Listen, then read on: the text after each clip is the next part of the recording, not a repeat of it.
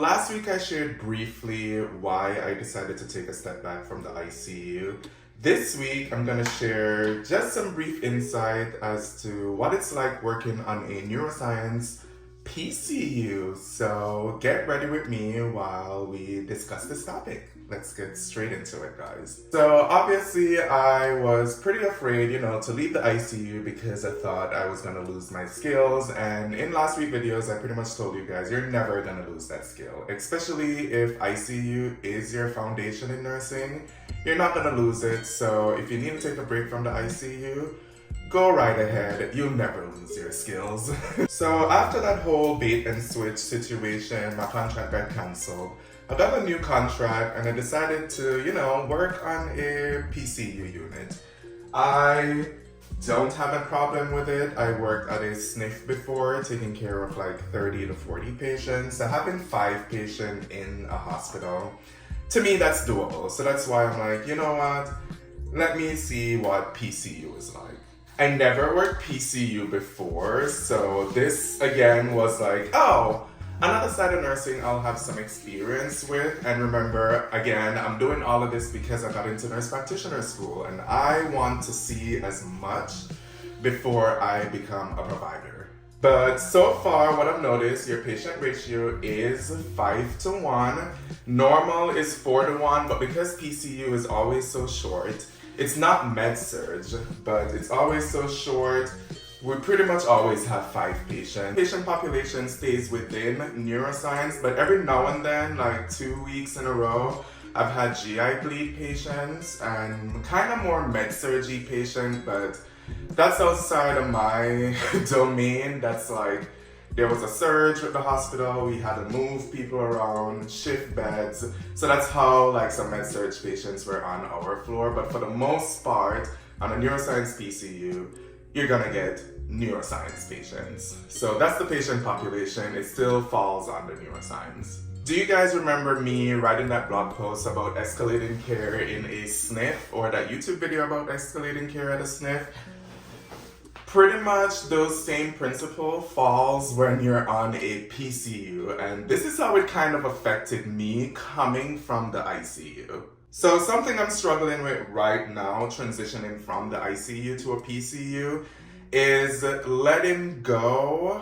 I don't know how else to say this besides letting go, but let me give you an example. So when I had hit rapid and my patient was deteriorating, they wanted to intubate, and you push like rock and all your ICU medications for bedside procedures like that. On the PCU, the nurses on the PCU don't do that. The SWAT team or the rapid team, they're the ones who draw up all the meds. So I was there ready and I was like stat head CT, I was like check his pupils. Yeah, that wasn't my scope when I was on the floor. When I hit that rapid, pretty much they took that patient away from me and RT stayed there and backed that patient while I thought I was supposed to back the patient. So on the PCU, I had to learn to step back and be like, okay, I'm not on the ICU. These guys are in charge. This is the team that's in charge. Yes, I could make my recommendations and suggestions, but unfortunately, they're not going to listen to you. So that's something I noticed is that, oh my God, I have to really let go and remember I'm not on the ICU and this is no longer in my scope as a PCU nurse. So I hope that makes sense, but that was hard for me. That was challenging. Something else I ran into, so on the ICU, we do our own tele, we read our own patient's rhythm. On the PCU or the step-down unit, you have tele. So you have 20 minutes to put your patients on tele if you get a new admission. That was something I learned too. I didn't know that. So 20 minutes to put your patients on tele and then call tele to let them know your patient is on telemetry. And they give you like your rhythm. You do have one screen on a unit that you can see all the patient's rhythm, and I would suggest you going and looking at your patient's rhythm instead of just taking what tele tells you. So that's one other thing on the ICU and the PCU that I noticed is like, I don't have to do that. There is a tele nurse who does my rhythm strips for me. I do love the fact that you have techs. So your techs get your blood sugar, they get your vitals, and they help turn and clean your patients up. So that was nice. On the ICU, I got most of my training on. We don't necessarily have techs because it's the ICU and there's so much your PCTs could do on an ICU. So the ICU I got most of my training from, our techs never used to be allowed to do anything really besides stock the room. So this is nice having that resource on the PCU.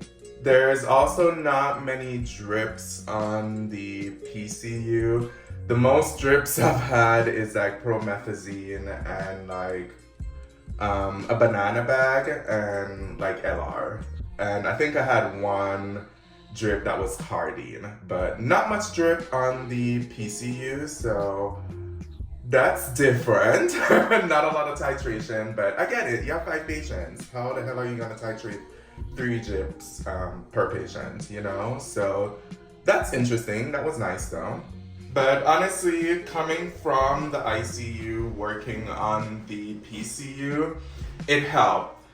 Honestly, getting your ICU experience, you could work anywhere. I've always said this, if you work and get your foundation in ICU nurses pretty much typically get floated to any other unit, but no other unit could get floated to ICU unless you're coming from another ICU.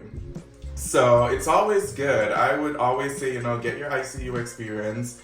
If you want to be able to like go anywhere and work, I would say get a year in ICU and then be like, you know what, I've seen it and I could do it. So, and then I've noticed that they know that I came from the ICU. So some patients that are a little bit unstable, they would give to me. So I remember I got a patient who had brain surgery and had like Q4 nimodipine, vasospasm watch for a subarachnoid. So I got that patient because, nimodipine, it's like, you can't wait the hour. You have to really give it on time. It was strict eyes and nose. So I got that patient, and that day I only got 4 patients. Charting on the PCU is Q4, or it depends on your facility, but the facility I'm at right now is Q4, so that's nice. You normally don't have a lot of medications to give to, so that's also good.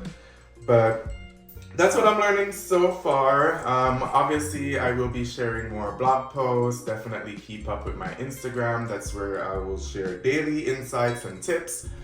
But I gotta head to work now. But that's pretty much what it's like working on a PCU. That's what I've seen so far. Again, if other things come up that I'm learning, I'm definitely gonna share it or put it in a blog post. But that's where I'm at right now, guys, and actually enjoy it. It's not that bad. It's not that bad working on a step-down unit. And again, it's a good break from the ICU for me. I don't notice the mean girl. They're really appreciative that you're there. So I like it so far, and school start Monday, today, that you're seeing this video. School starts today.